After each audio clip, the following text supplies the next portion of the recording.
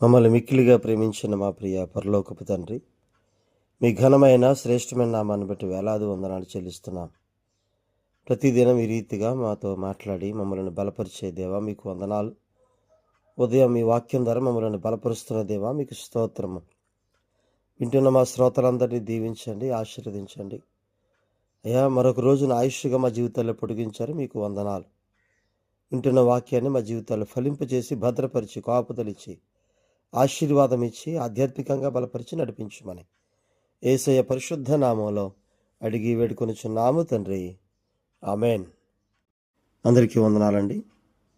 కీర్తన గ్రంథ ధ్యానాంశాల్లో మనం 3వ అధ్యాయాన్ని ధ్యానం చేస్తూ ఉన్నాం. మొదటి 2 వచనాలు దావీదు శ్రమల గురించి చెప్పుకున్నాం. 3-4 వచనాలు దావీదు యొక్క విశ్వాసం గురించి చెప్పుకున్నాం. ఈరోజు దావీదు యొక్క విజయములో 5-8 వచనాలు, వాటిలో దావీదు యొక్క దర్శనం 3వ అధ్యాయములో 5-6 వచనాలు మనం చూస్తాం. 7-8 వచనాలు దావీదు జయించుట మనం చూస్తాం. మెచ్చుకు ఈరోజు దావీదు దర్శనాన్ని గురించి మనం చూద్దామండి. 3వ అధ్యాయం 5-6 వచనాలు. David's trust in trouble. శ్రమలలో కూడా దావీదు యొక్క అపారమైన నమ్మకం, విశ్వాసం గురించి ఈ 5-6 వచనాలు మనం చూస్తాం. 3వ అధ్యాయం 5-6 వచనాలు. యెహోవా నాకు ఆధారము, కావున నేను పండుకొని నిద్రపోయి మేలుకొందును. 10,000 మంది దండెత్తి నా మీదికి వచ్చి మోహరించినను నేను భయపడను. ప్రియులరా, వరుస మనం చూస్తే శ్రమలు మొదటి 2 వచనాలు, విశ్వాసము 3-4 వచనాలు, విజయము 5-8 వచనాలు. అంటే మన జీవితంలో శ్రమలు వస్తాయి, తద్వారా విశ్వాసం కలిగి ఉంటాం. విశ్వాసం కలిగి ఉన్న మనకు శ్రమలలో కూడా విజయం ఇస్తాడు. ఆ సీక్వెన్స్ మన జీవితాల్లో నిత్యము ఇలాగే జరుగుతూ ఉంటాయి, ఒకదాని తర్వాత మరొకటి. ఈ 5-6 వచనాల్లో దావీదు యొక్క దర్శనం చూస్తే దావీదుని బలపరిచి నిలబెట్టేటువంటి దర్శనం. అంటే ఆయన మీద ఆనుకున్న పిల్లల్ని వాళ్ళు నిద్రపోతున్నా ఆయన కాపుదల ఇస్తూనే ఉంటారు. అక్కడ చూడండి, మేలుకొందును అంటే నిద్రపోయి నిద్రలో కూడా నాకేమీ ఇబ్బంది కలగదని ఒక బలమైన నమ్మిక అక్కడ మనకు కనిపిస్తుంది. కీర్తనకారుణ్ణి శత్రువులు చుట్టుముట్టినా దేవుని చేతిలో భద్రత అనుభవిస్తున్నట్టుగా కనిపిస్తుంది. అంటే దేవుని కాపుదలకి బాహ్య పరిస్థితులకి సంబంధమే లేదు అన్నట్టుగా. నిజంగానే దేవుని కాపుదలలో నమ్మిక కలిగి బాహ్య పరిస్థితుల మీద ఆధారపడే పరిస్థితి కాదు ఆయన కాపుదల ఉంటే గనక. కాబట్టి ఈ 5-6 వచనాల్లో మనం చూస్తే చక్కని దర్శనాన్ని దావీదు చూస్తూ ఉన్నాడు. కీర్తనలు 127:2లో గనక మనం చూస్తే, మీరు వేకువనే లేచి చాలా రాత్రి అయిన తరువాత పండుకొనుచు కష్టార్జితమైన ఆహారం తినుచునుండుట వ్యర్థమే. తన ప్రియులు నిద్రించుచుండగా ఆయన వారికి ఇచ్చుచున్నాడు. అంటే దేవుని బిడ్డలు, దేవునికి ఇష్టమైన వాళ్ళు నిద్రపోతున్నా కూడా దేవుడు వారికి తగిన ఏర్పాట్లు చేస్తూనే ఉంటాడు. కారణం ఏంటంటే 121వ అధ్యాయం 3 నుంచి అండి. ఆయన నీ పాదము తొట్టిల్లనియ్యడు, నిన్ను కాపాడువాడు కునుకడు. ఇశ్రాయేలును కాపాడువాడు కునుకడు, నిద్రపోడు. యెహోవాయే నిన్ను కాపాడువాడు. నీ కుడి ప్రక్కన యెహోవా నీకు నీడగా ఉండును.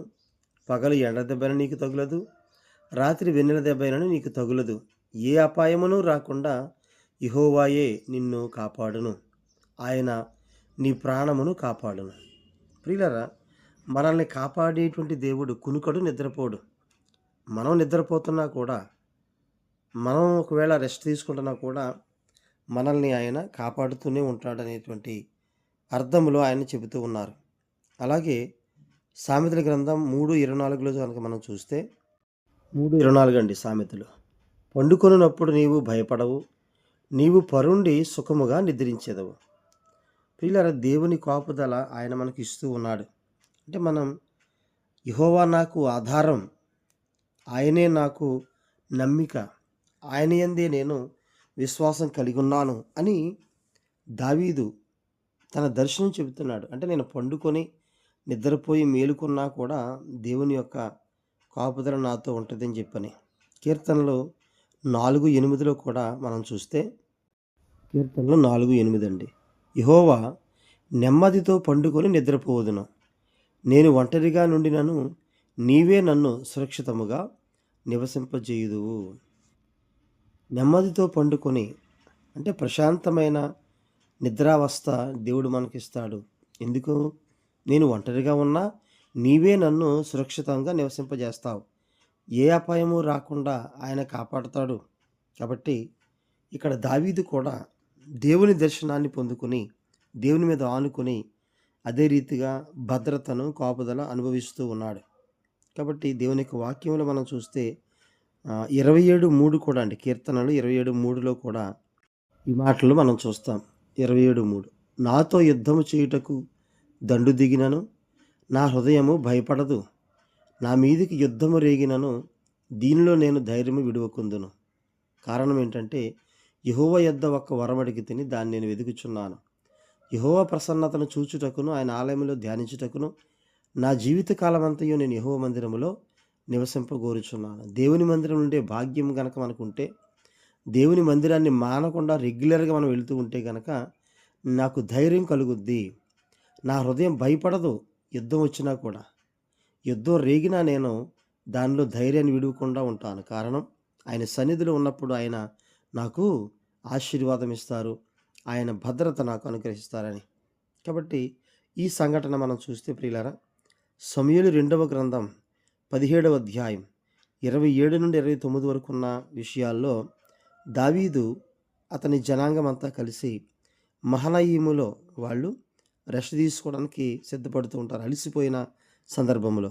అయితే 18:3లో అదే సమూయేలు 2వ గ్రంథం 18:3లో చూస్తే వాళ్ళు అంటారు, మేము ఒకవేళ ముందు వెళ్ళి నశించిపోయినా పర్వాలేదు, మీరు నశించిపోకూడదు, మీరు 10,000 మందితో సమానమని చెప్తారు. ఒకసారి ఆ మాట చూద్దామండి.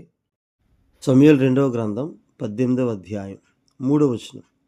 జనులు నీవు రాకూడదు, మేము పారిపోయినను జనులు దాన్ని లక్ష్యపెట్టరు. మాలో సగం మంది చనిపోయినను జనులు దాన్ని లక్ష్యపెట్టరు. మా వంటి 10,000 మందితో నీవు సాటి.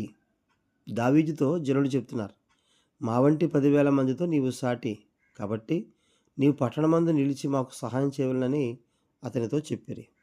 కాబట్టి అబ్షాలోము యొక్క సైన్యములో సుమారుగా 10,000 మంది పైనే ఉన్నట్టుగా మనం చెబుతుంటారు, చూస్తాం మనం. కాబట్టి అటువంటి 10,000 మంది దండెత్తి నా మీదకి వచ్చి మోహరించినా నేను భయపడను. కారణం యెహోవా నాకు ఆధారము అని చెప్తున్నాడు.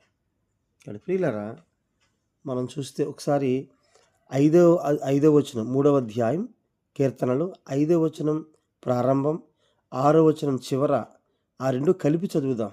మధ్యలో విషయం వదిలేసి చదువుదాం. చూడండి, యెహోవా నాకు ఆధారము, నేను భయపడను.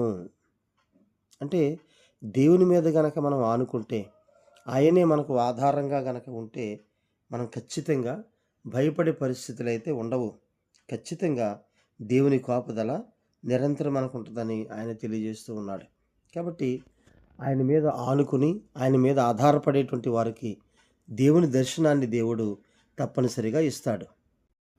అపోస్తల కార్యాలు 27, 28 అధ్యాయాల్లో కూడా చూస్తే పౌలు ఖైదీగా రోమా ప్రయాణంలో ఉన్నప్పుడు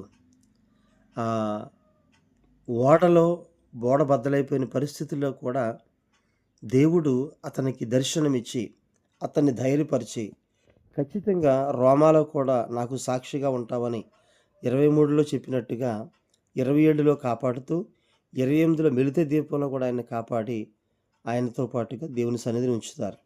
కాబట్టి మనం కూడా దేవుని దర్శనాన్ని పొందుకోవాలి.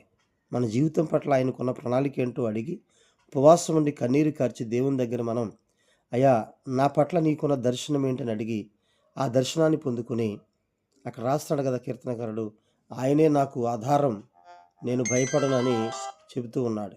కాబట్టి ఆ రీతిగా మనం దేవుని ముందు కొనసాగి దేవుని యొక్క కాపుదలని, దేవుని భద్రతను మనం అనుభవిద్దాం.